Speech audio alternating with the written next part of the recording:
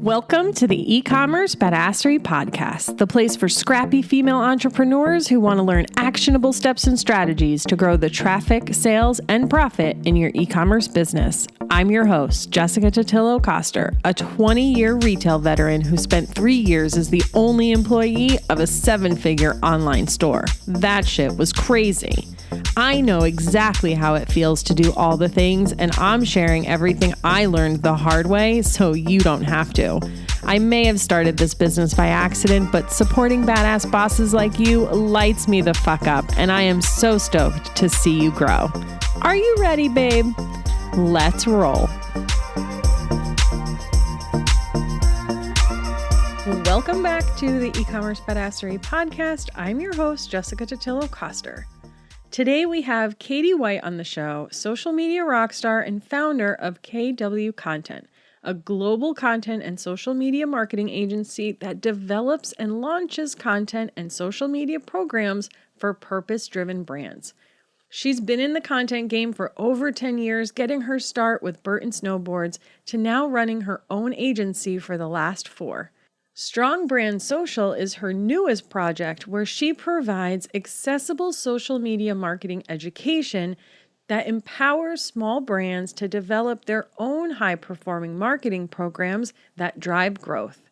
Teaching from her proven agency methodologies, she simplifies the process and demystifies the art of social media marketing to offer focus, efficiency, and measurable results to small business owners, brand directors, and social media marketers.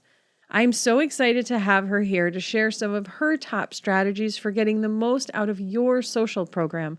Plus, she gives us a few permission slips that just may make the whole process of social media a lot easier. Grab your notebook, friend, and let's get into it. Hi, Katie. Welcome to the show. Thank you for having me, Jessica. Super hyped to be here. I'm super excited to talk all things social media because I know all of my listeners and pretty much every e-commerce business owner I know, they spend a lot of time, energy, effort on social. Most of us aren't even sure if we're doing it right or well. So I'm excited to dive into all the things with you today. But before we get started, I tell my audience how I always have pre-chats with my guests. And one of the things that we chatted about on our pre-chat was how, while you as an agency owner still think e-com businesses should do their social media in-house.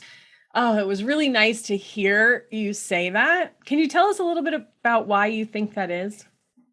For sure. Yeah. So there's a number of reasons, as you alluded to just a second ago, about we spend all this time doing it. We don't even know if we're doing it right. And that goes for whether or not you're working with an agency or not. I think e-commerce brands, especially if they're in a crowded market, especially if brand persona is part of what is going to set you apart, if community building and loyalty and all of those things you believe are going to lead to a bigger bottom line, all of those reasons are some of the reasons why I think it's better to own it in-house. I think social media is this daily, if not multiple times a day, touch point with our customers. It's the front lines. It's where we bring everything about our brand to life. And we really create and nurture and have these one-to-one relationships with our customers. And in order to do that well, and in order to do it well at a resource efficient clip, it takes a lot of work. And there's kind of this economy of scale that's achieved when you have someone who is living and breathing your brand on a daily basis and living and breathing your products on a daily basis. You know, when we inside of my agency work with brands, they're paying us to get up to speed on their brand. They're paying us to get up to speed on their products. And then after that, even though we work really hard to make sure our operations are really efficient and we work hard to make sure that we're pricing as fairly as we possibly can, you know, our clients are also paying a premium for that skill set and everything. And so I think that for us, I'm always talking to my team about the challenge that we have to overcome is this degree of separation with the brand, right? We have to overcome that because that's the stuff that's really evident. If you've seen a sort of a brand before where the community manager, you know, there's people asking questions or commenting and the responses are really either sort of these missed opportunities to educate the larger community. So an example of that would be like, email us and we'll answer these product questions instead of being able to answer it right there because that community manager doesn't know, or sort of lifeless responses and stuff. Those are all missed opportunities to literally drive sales. And so those are a few of the reasons. I could go on and on. I also think the other thing is, as we think about just taking a step back of social media, just as we think about like when we're making decisions about what we are sourcing in-house versus outsourcing, we're asking ourselves these questions of like, is this a one-time project or is this going to be a part of our ongoing success? And am I paying a premium when I outsource it? And both of the answers to those questions are yes, when it comes to social media. And so while I don't necessarily think it's always reasonable for like a bootstrapping or a scaling e-commerce business to do it all in-house, one of the things that I talk a lot to our students about is having the skills of leadership around social media in-house so that you're not paying for that strategic piece. So maybe you do get some support on content creation. Maybe you do get some support on ads, but you know what's what, and you're driving the strategy and you're leading the program. And that leads to it being more tightly aligned with your business goals, more resource efficient, and more responsive to the market and what's happening. Yeah, those are all such great points. And coming from a corporate background where the company was kind of old school and me and my marketing manager were always trying to educate everyone on the importance of social. We finally got them to like invest in it, right? We were so excited. Okay, they care. Yay.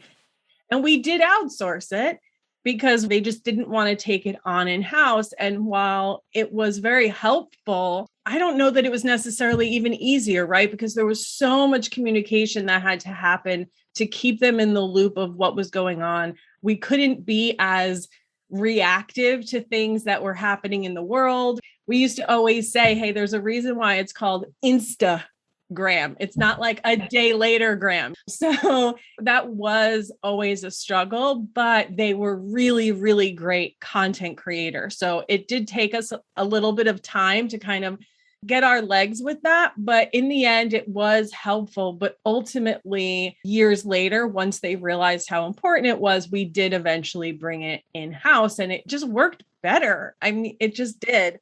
Because those people knew what was going on and what really mattered to us. I know if you're listening, you're probably doing it in-house right now and you're wondering if you should be outsourcing it, because will it be better if you go to an agency like Katie's? And the answer is maybe not. Maybe what you need is just support in the content creation. And then that's what you outsource, which maybe that's something Katie can help you with too. We'll have her tell us all the things at the end of this, but I just really wanted to set the stage of today's conversation because when you are hearing the strategies and things that Katie's teaching you, I don't want you to feel like, oh, well, I can't do it because we don't have the people. Well, maybe you need to go get the people to do it. I love it. And I would argue some of the things we talk about today, I say all the time, like you are actually the best suited, whether it's a brand director, like a marketing director or a founder, are by far the most qualified people to be creating a content strategy. You just need to understand the process and how it fits in with what you already know about brand marketing, rather than investing in getting someone else up to speed on all the institutional knowledge you have about your brand and your customer and your product. Yeah. And there was a point early on, even in eCommerce Badassery, where I did have someone else doing my social for me because it was really the difference of like being consistent or not. But I felt super disconnected from my audience. The voice was never quite right. Yeah, it was just all off. Okay, so I've got the notes here of the things that you want to school us on, which I'm really excited to walk through. So the first thing, and this of course caught my eye because she used really big percentages, guys, is the 3 simple steps you need to grow your brand with social media marketing. But wait, there's more. That drove 200% e-com growth for a family-owned jewelry brand and 150% e-com growth for a swimwear brand. So if it's only 3 simple steps, I really need you to tell us all about that. It is three simple steps. It is also, I apparently really like to communicate in sets of threes. There's three simple steps. There's three simple pillars that we'll talk about within one of those steps. So what I always say is developing a content strategy for social media. It's like the first phase is strategic. Who are we talking to? What are we saying? What does it look like, feel like, and sound like? But we have to get so much more clear on that. I think this is where there's a lot of noise right now from social media marketers or in the industry that are like, social media marketers are the future CMOs. But what they're saying is you need to know your customer on a different level altogether to actually socialize with them and in a way that is meaningful and a way they respond to. So, that first phase of just really translating to, I think this is where bridging the gap between a really strong brand strategy and what actually is going to happen on your digital ecosystem every single day. There's just some work to be done in saying, like, what does that really look like, feel like, sound like, all of that. And that's where there's a 3-pillar framework that we can come back to that is really tried and true and what drove that success, those little case studies. And it's what we always use. The second phase is tactical. That's where most of our industry lives most of the time, from what I see with the bulk of what we hear from social media influencers. It's like, the way I phrase it is, how do we get the right message in the right place at the right time for ultimate resource efficiency? Right now, everybody's favorite tactic is reels.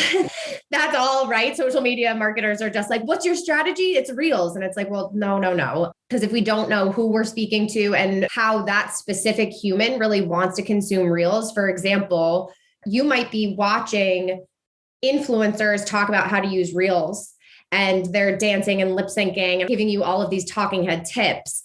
But if you're selling a beauty product or I don't know, whatever product you're selling off e-com, and depending on the real nuances of your target market, they might not want that. And so it's really important to make sure that we do the strategic part before the tactical part. And then we want to make sure we're looking at all kinds of tactics, whether it's reels, whether it's a specific targeting strategy within like the customer journey and what kind of messages we're like matching up our targeting strategy to the message that we're sharing, making sure we're tapping partnerships with other people and other brands, the list goes on. So that's phase 2. And then the third phase is optimization, right? You have to push your assumptions to market. And I think one of the biggest pitfalls in our field is that folks don't have quite the right measurement model set up for social media marketing. It's like all we look at is engagement, which is misleading because depending on what the message is, we should be measuring success differently. One of the frequently asked questions I get is, well, when I post about my product, I don't get as many likes, so I stopped posting about it. And it's like, well, the point of that post is actually to sell your product. So don't look at likes. Like, did people click on your website and did they go there or did they tap the shop? I would take one sale over 100 likes every day of the week. So those are the 3 phases in a nutshell. 3 steps, I should say. I love all of this. And I want to touch on each one a little bit too, because I know everyone is sick and tired of hearing, you need to know your customer, you need to know your customer, you need to know your customer. But there is a reason why every marketer, strategist, expert, I really hate the word expert because none of us can be an expert at anything, but all of those people keep saying that because it's true. So if you don't know who that is, you don't know what they want to hear, see, read, watch, like you just don't. So it's really important that you do dial that in. And I have tools to help you do that if you need. Reach out to me on Instagram at eCommerce Badassery. I get into my little announcer voice when I do that. And yeah, let's talk about the tactical things and the reels thing, because I've seen quality over quantity any day. Like I have seen people who will produce like a trending reel. They get a ton of exposure. They get all of these new followers. But guess what, guys? None of those followers are people that actually want what they sell. So they're worth nothing to you.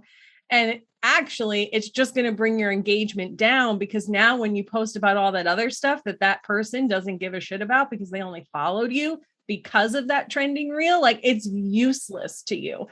So I love that we're talking about this. And the content that you have in Reels, I know it feels like you have to dance, right? And you have to lip sync and you got to do all the things, but really, and thank you for saying this, is no, you just have to create content that your audience wants to see based on the product that you are selling. And in terms of the optimization piece, I know because look, guys, this happens to me too. I'm like, oh man, people really didn't like that post. And it makes me feel like it was wrong. But no, it wasn't. It just hit a smaller group of people. But if it got the result that I wanted, then who cares?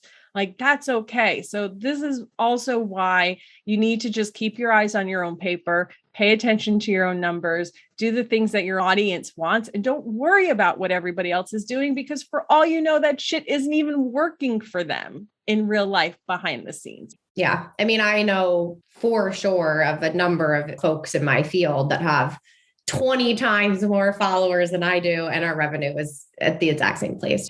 And I think it's so hard. I mean, social media, as we record this, is having a huge backlash moment for these reasons I'm about to say, but it's so toxic on so many levels. And so I think it's really important for brand owners to like step away from the content creator mania. Like Facebook just dumped all this money into content creators so that they can go around and talk about how important content is and all of this stuff. And just like, it's so stressful. And I think it's just so important for folks to reconnect to like why they're in business in the first place. It's not for vanity metrics. It's to, in most cases, improve the lives of their customers with a great value add product. And all of this noise and all of these vanity metrics plays literally no part in any of that. And so I think that's really important to remember is that we're still measuring success on revenue and profitability and growth. And while audience growth and consumer engagement can certainly be lead indicators of those things, we're not operating in a vacuum of likes and follows. Yeah. Likes and follows don't equal dollars, friends. Just like revenue doesn't equal profit either. So this next thing that you mentioned you wanted to chat about, this one hurt me a little bit.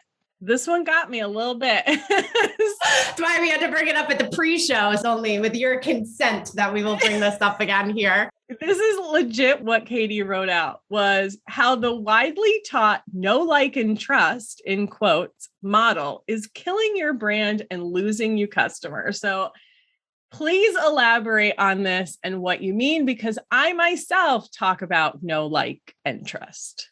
I know. And there is a time and place for know, like, and trust. I think that know, like, and trust from what I see, it just has us talking about ourselves and our brands more than our customers need to. Like customers do not actually need to know you that well. They need to know how well you know them. Like that's the thing that's actually going to build trust is if they can tell you've done your research and you're saying things that land with them and you're able to put them at the center of your story. So the framework that I teach is 3 pillars. One is aligned with brand growth. One is aligned with sales. One is aligned with loyalty. And that loyalty spot is like 20%. And that's where all the know, like, and trust stuff goes. You know, that's where all your sort of secret sauce, personality, values, great supply chain stories. Great. That's where it goes. So I think social can be so chaotic that we kind of like overcomplicate it and lose sight of it is social media. So you think about how you would create a relationship with someone that you really want to create a relationship with in real life. It's the same deal. Like if you know you're going to meet someone that you really need to impress for some reason, or you want to make friends with because you think it would be mutually beneficial, what do? Right? Like a couple of years ago when we used to go to cocktail parties and stuff, right? So you would be like, you would do research. If you knew that you could meet someone, you would do research about that person. And what would you do? You would find common ground. Like you wouldn't just go up and start talking about yourself because then that person would be like, whoa, she's crazy. I gotta go. You know, like we got a stage 5 clinger. But what we really want to do is say, okay, I found out that this is what our mutual ground is. Like we both like golf. We both like tennis. If nothing else fails, we both have kids. Like what is the thing where you're going to start the conversation and you're going to casually drop it in there as though you didn't do that research, right? So that their eyes light up and they're like, wait, you like to skydive too, right? And you start the conversation there and then there's trust. And then you pull them back towards you. They become more interested in you and you talk about yourself. So similarly, when we think about the customer journey, we want to introduce ourselves to our customers on a topic of conversation that for sure bridges the gap between them and our product. Like it shouldn't be totally random. It should pre-qualify their interest in us, but it should be all about them. And one really low-hanging fruit example of this is if you're selling like spices or kitchenware or whatever online, recipes, right? Something that somebody can find value in and obviously has in common with you, but they can like have joy reading this piece of content without buying from you. There is nothing that builds trust like that. And then here are products and sell through with pillar 2. And then pillar 3 is going to be where you stick all of the juicy goodness that is know, like, and trust. But that should really only be 20% of the time. You kind of want, like, looking at a marketing funnel, you want that 50% of content to be pillar 1, 30% to be pillar 2, and 20% to be pillar 3. And that's where you stick all of that. Got it. Can you repeat that? So we have 3 pillars and you said, what were the percentages? Yeah. 50% pillar 1, which is all about them. That's that mutual ground. Got it. Okay. Next one. 30% pillar 2, which is product we sell through, right? All those benefits, UVP stuff. And then 20% pillar 3, which is all about you. And the most important story is like, you think about it, that's the pillar that it's like, did we just become best friends? Like they may use your product, or it might be the thing that tips them over the fence into the sale if we didn't get them on pillar 2, but it's all the things that set your brand apart. And so that's your values, your mission, your supply chain, how you do business, your behind the scenes, your credibility, all that good stuff. Got it. You taking notes, guys? Remember, when you listen to the e-commerce Badassery podcast, the goal is for you to listen and implement, not binge, though I'm flattered that you binge my podcast and that you can stand to listen to my voice for so long. But I really want you to kind of take it in and go do the things. Okay, so there's one other main thing you really wanted to talk about today, and then I'm going to get into some of the questions that I ask all my guests. But you talked about a zero waste social marketing machine. Spoken like a true marketer over here. Yes. I'm like, is she a good copywriter or what? Talk to me about that. So I think one of the things that I've been really interested in over my career, because where I started was similarly, we were a snowboarding company, so didn't think of ourselves as corporate, but we were a corporate brand. And at most corporate brands, like you have creatives and organic marketers sitting in a completely different room than performance marketers. And so when I started my own business, I became really interested in how much like waste there is to approach marketing that way. And of course, as a small business myself and wanting to be as efficient as possible for my clients, I kind of like became obsessed with that. And so when I think about a zero waste machine, it is about getting the right message in the right time at ultimate resource efficiency all of the time, not just in our sales funnels. And so what happens is when you actually organize your organic content in a way that mirrors your customer journey, like we just spoke about with pillar 1, 2, and 3, now you actually can allocate not like huge dollars, depends on your budget. It could be $10 a post. And this is especially valuable if you don't want to be just working for Instagram Reels, because we can extend our reach. So what we'll do is, 2 years ago, we used to save a little bit of budget for our clients for boosted posts, and they worked really well. And you just like picked auto placements, right? You picked auto everything and Instagram did it. And there was this 1 month, probably 18 months ago, where we noticed that every single one of our clients, the results we got on the dollar had just been like cut in, I don't even know what fraction of it. And it all plummeted. And we were like, well, that's weird. So the next month we decided to kind of take a different approach. And we essentially did these little micro campaigns. So it's still like a boost. You're working from your organic content, but you pick the audience and you pick the objective. And so what we started doing is we started taking pillar 1 content and aligning that right with audience growth objectives. So engagement, reach, maybe traffic to site, depending on the piece of content, if it was a blog, and we would target people who looked like our customers. And then when we would be working on pillar 2 or publishing pillar 2, we would retarget warm audience and sell through with conversion objectives. And pillar 3 can kind of go either way, depending on the nature of the content. And when we started doing that, when we use a pillar 1 piece of content on a blog and drive traffic, we see a click-through rate between 5 and 15%.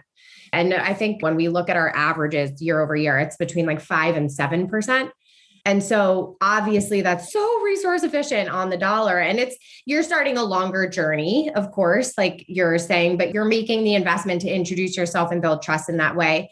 And we would just see incredible immediate lifts in our average cart values in the months that we would start implementing this system, like 30% increase in average cart value for a makeup brand whose average cart value was like $50, right? That's like a huge increase. And it's because we were actually applying this sort of systematic machine mindset to our organic content, which is usually just less strategic, if we're being honest. So that's it. It's really about making sure that we're approaching organic the same way we approach our customer journey strategy, the same way we approach our sales funnel strategies, aligning message to market, to objective, to budget, and doing that day in and day out. And the results have been really great and very, very consistent. Like we've never had it not work, if that makes sense. Yeah. Consistent results. Like what else is any e-com business owner looking for? Right. Mm-hmm. You're not the first person I've heard talking about putting that paid effort behind that general organic content to just get yourself in front of people. And some of the pushback I hear is like, well, how do I tie it to the final result? Right. So it's a little bit harder for the CEO to see that direct effect. And so how do you kind of approach that with someone when they're like, I don't think that's right? Yeah. I mean, the first thing we do is we do show those results. We show that consistently, like when I talk about that 150 or 200% increase with that family owned jewelry brand, she didn't have a sales funnel in place. Like that was it. She drove traffic to her site with a really great blog post and then implemented this 3-pillar machine with her organic content. And that alone was contributing to her results. So that's the first thing. And I think the way that we break it down, which is like, look, we're not posting content just to post content. We are aligning it to your 3 critical business goals of increased demand generation, sell-through, and customer loyalty. And you can directly see how we're going to allocate these dollars according to those objectives, depending on the message. That tends to go well. And then we roll it out and we see. I mean, that's the thing too with marketing. It's always your best guess or your best assumption. And then you have to test your assumptions. Yeah. If someone was to do this on their own, how long would you tell them to give it before they'd like decide whether it's working or not? Yeah, that's a great question. I think it does vary a little bit depending on how aggressive we're being. So volume of content and budget is going to obviously accelerate the rate at which we can see results. Our standard baseline, I like to, just because we are a quality over quantity and a modest budget, that's kind of where we hang out. So I like to say 90 days. If you're posting like 12 times a month instead of every single day or multiple times a day, 90 days is going to give you enough time to like get it all out and see what's working, what's not working, and what needs to change. Yeah, love that. I kind of say 90 days for most things. Same page. Yeah, there's just so many other variables and we can't isolate them all. So you just need to give it a lot of time.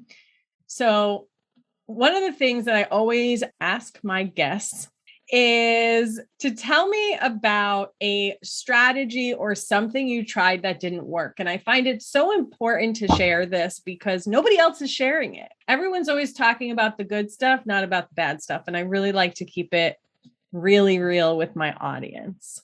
Oh my gosh, I'm going to have a really unpopular opinion for you here. In the world of social media marketing, I don't know. I'm just going to say it. I feel like hashtags are inside of my agency. I've been pushing my team to be like, can we really do a cost benefit analysis of how long it takes to research and apply the proper hashtags to every post against like the actual incremental reach that it's getting us? Because I feel like more often than not, it doesn't. And it's a really sketchy thing for a social media consultant to be like, we're not doing this. I love it. But like the question is the juice worth the squeeze? And it's like, sometimes it's a little extra, but I would say more often than not, we spend a lot of time doing that and it doesn't really work for much. Yeah, it is so time consuming, right? Because you're trying to figure out, one, does this hashtag even have content on it that matches the hashtag? You have to vet every single one. Yeah. How many posts are there? If there's like 3 million posts on this, like don't even bother using it. You're never going to get seen. And now with the recent announcement of it's like 3 to 5 hashtags instead of 30, like, yeah, it's less time, energy, and effort, but then is your reach even going to be less than it was before. So maybe it's worth testing, but I think it's okay to let go of things that like aren't serving you. Instead of spending so much time researching hashtags, just go research your customer and create content that they want to see and share. Yeah. Other than that, I could name 100 million other little mistakes I've made in content, like in the form of content that I published that didn't land. And I would say that every single one of them probably comes back to a miss with the target market. Like sometimes we get ideas in our head that mean more to us than they will mean to our customer. And so those mistakes are too many to name. Yeah. See, you heard it here, guys. Like, it doesn't matter how long you've been doing this, what level you're at, like we all just figuring it out. So don't beat yourself up when you have like one post that doesn't land. Maybe one day my mistake will be talking about not using hashtags on an e-commerce episode. We'll see. Time will tell. Yeah, like 2 months from now, she's going to do another podcast episode and they're going to ask her the same question. And it's going to be like, that's hilarious. I know, the time and the day. Okay, so on a more positive note, how about a strategy you tried or something you did that just like blew it out of the water and you feel like everyone needs to do it? Well, this is kind of a specific case study because I'm not going to lie, that 3-pillar framework and what I was describing about how we align message to market on that is probably like the capstone of my career in terms of strategy that works. That is like our end all be all. But otherwise, I think like when it comes to really getting into, a lot of people struggle with that pillar 1. And pillar 1 is basically what you think about as your brand strategy as well. You know, what is your platform? What is your positioning? And what is the conversation that you're having with your customer that is at a higher level than your product? So one thing that worked really well once, and I think is just to encourage people to think outside of the box, is I was working with a national cosmetic brand called Well People. Maybe some people know it. And they were one of the world's, or one of America's, I should say, first truly green, truly natural makeup brand. And we were talking about what should we do for our sort of Q1 campaign? Like what conversation are we going to have with our customers? And we decided to go with a campaign that was actually encouraging our people to take their makeup off. So it was like, we decided that during January, when everyone was going to be saying, New Year, new you, with like all of this stuff that just is like marketing to women about how they're not good enough. We did a like set of basically, but here's your opportunity to be better. We had these series of videos of women actually like taking their makeup off, which was obviously like a little bit risky. It was really cool that they were willing to do it. And it went really, really well. We had like an overwhelming positive response, you know, because the customers felt like, wow, that is a real sure sign that this brand cares about us as more than customers, right? They're willing to talk to us about that. It didn't hurt sales. So especially like for e-com brands that are in really crowded markets, I just think that when it comes to your messaging strategy and when you're in that ideation phase, not being afraid to have conversations that need to be had that might be a little bit counterintuitive, you know, are really refreshing for your customers. Oh, I love that. And just proof that like you don't have to be selling all the time to make sales. And in fact, you make a lot of sales when you are not directly selling to people. Yeah, especially on social. Yeah. And to just remember that these are all just human beings on the other side who are struggling with all the same things you're struggling with. Like we all just want to feel seen and heard, really. Like, that's all we want in life. Don't make me cry, okay? And, you know, I talk about this a lot, but the biggest reactions that I get on my content are the ones when I am just being me and sharing that I was at an Alanis Morissette concert in all of my 90s gear the other night. Like broke out the tattoo necklace and had the plaid shirt tied around my waist and my Adidas shell top. And I just in my element. And those are the things that everyone is replying to me. And are they coming to like book my service? No, not right in this moment. But they're like, oh, she gets me. She's like me. She understands me. So that is beyond powerful. Love that. And yes, the concert. Oh my God, it was so fucking epic. I've been waiting a year and a half. This was supposed to be June of 2020 and it got postponed because of COVID. So finally able to go. It was so amazing. I'm still like on a high from it because man, I used to fall asleep to her album as a teenager. I'm having flashbacks. Yeah, I'm having flashbacks also to teenager. Yes. And then Alanis definitely came out at my bachelorette party in a big way. Yeah. Fucking love it. Oh, it's so good. Okay. So if the audience is listening and they're like, I need a little bit of Katie in my life, can you please tell them where they can find you? I know you have some programs that you offer if they're not ready to like fully invest. Give us all the stuff. Yes. So the names of my businesses are KW Content, which is our agency, and Strong Brand Social, which is our online learning place that we like to say is the safest space on the internet to learn social media marketing. We just like to be really inclusive and no stupid questions and just really hold space for people that are learning. And we have a variety of ways of supporting folks there, depending on what they're trying to do. If they're just trying to dip their toes in, if they're really trying to build a full strategy, if they need help building a team in-house, all of that good stuff. We have a masterclass that goes deep, kind of giving a ton of examples of world-class brands and just identifying that 3-pillar system, so to speak, that I was talking about. So we have a free masterclass. Should I just give you the link for the show notes instead of reading it out? Yeah, I'll put all the links in the show notes. You can just kind of tell us what it's called. Is that the Zero Waste Social System? A Zero Waste Social System, baby. You definitely want to watch that masterclass. And then we also have a free Facebook community, Strong Brand Social. So that's another place to hang out with us, me and my team. We have Strong Brand Social Express, which is a great place to start. It's a $37 90-minute kind of crash course. The objective of that course was really to say, okay, there's a lot of people teaching social media marketing in these super tactical vacuums, and I want to create something that helps people empower folks to see the entire landscape of social, really kind of, if I understand all of this, what's available to me, then there will be no more surprises or things that I'm missing. And so really being able to build out like a holistic social media strategy that isn't reliant on just one tactic alone, with some quick wins and all of that good stuff inside of it as well. Oh, love a good quick win. So KW Content is the agency. Strong Brand Social is where all of her other goodies. Like I said, we're going to have all the links to this in the show notes, including where else you can go hang out with Katie on the social medias. And then before we go, if there's one thing that they should take away from this episode, if they've tuned everything else out, what would that be? I think that it would be that it's really important when it comes to building a social media strategy and program for your brand that you think for yourself and that you're really willing to learn enough to understand what size program, what size investment you need based on your unique business goals, based on your unique resources, based on your unique life stage of your business.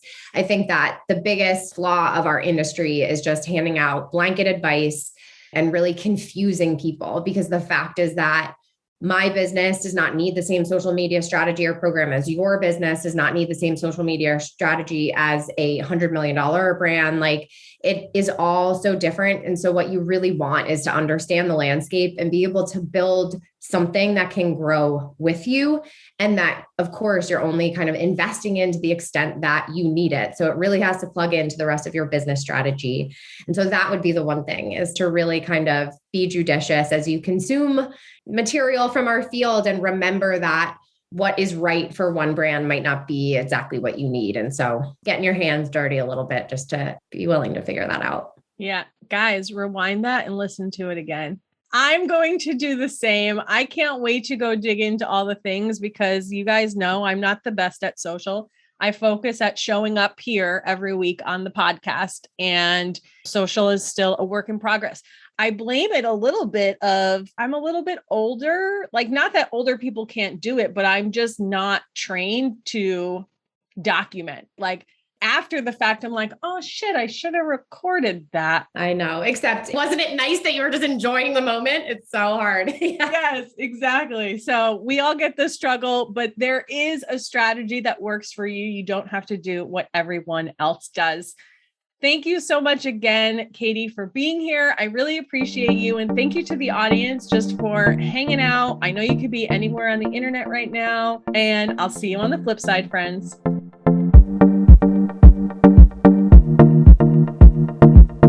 Thank you so much for listening to today's episode. If you like what you heard, I'd be so grateful if you'd leave a review on Apple Podcasts, and don't forget to subscribe so you never miss an episode. And if you're looking to surround yourself with more product entrepreneurs who totally get your life right now, get your booty on over to the eCommerce Badassery Facebook group. Can't wait to see you there. Until next time, e-commerce friends, stay badass.